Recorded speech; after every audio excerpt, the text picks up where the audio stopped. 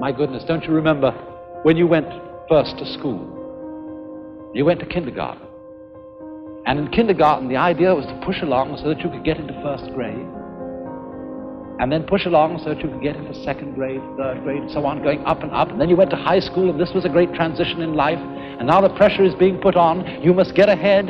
You must go up the grades and finally be good enough to get to college. And then when you get to college, you're still going step by step up to the great moment in which you're ready to go out into the world.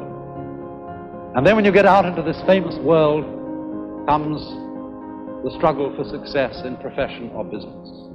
And again, there seems to be a ladder before you, something for which you're reaching all the time.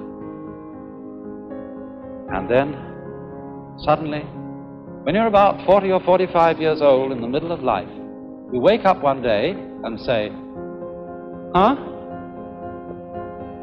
I've arrived. And by Jove, I feel pretty much the same as I've always felt. In fact, I'm not so sure that I don't feel a little bit cheated. Because you see, you were fooled.